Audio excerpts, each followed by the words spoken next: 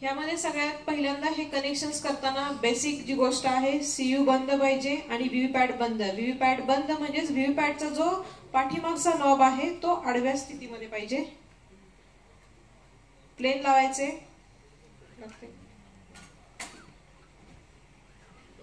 Next ballot unit 1 चं connection व्हीव्हीपॅटला लावायचंय. हे VVPAT आहे. व्हीव्हीपॅटचा हा नॉब जो आहे तो आडवा आहे, याचा अर्थ तो ट्रान्सपोर्ट मोड मध्ये आहे, म्हणजेच बंद आहे व्हीव्हीपॅट. तर हे बॅलेट युनिट 1 चं कनेक्शन व्हीव्हीपॅटला लावायचं आहे.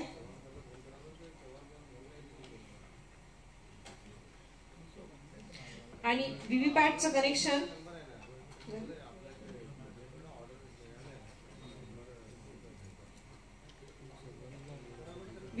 कनेक्शन सीयू ला. हे सर्व झाल्यानंतर पहिल्यांदा व्हीव्हीपॅटचा नॉब चालू करायचा आहे. त्यानंतर कंट्रोल युनिटचा,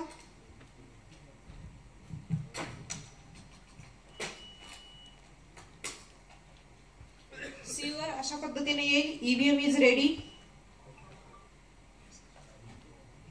सर्च होत आहेत मशीन्स.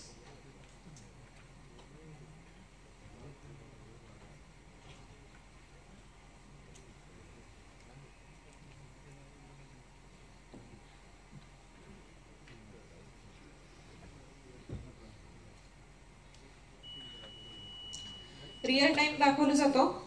याच्यामध्ये आपण हे मेन्शन का करायचे, का तर आपलं कधी कधी 6च्या नंतर पण गर्दी असल्यानंतर लाईन असते मतदान केंद्रावर.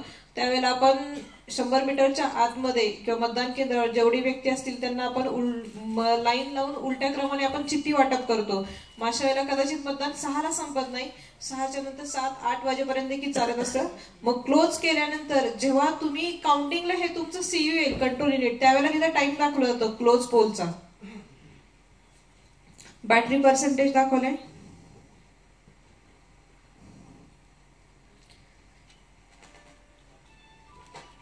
युनिट डिस्कवर होत आहेत. Ballot unit 1 VVPAT.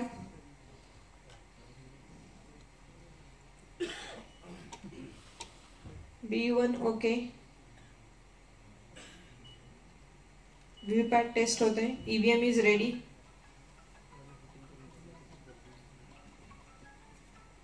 आपण आता याच्यामध्ये बॅलेट देऊया.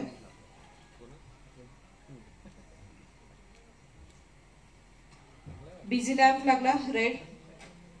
त्याच्यानंतर तिकडचा बॅलेट युनिटवरचा व्हीव्हीपॅट मध्ये चिठ्ठी पडली. अशा पद्धतीने मॉक पोलच्या वेळेला प्रत्येक उमेदवाराला एक म्हणजेच किमान 50 दिले पाहिजे. सगळ्यांना समसमान द्यायचे असतील तर आपल्या ह्याला 3 तुम्ही देऊ शकता.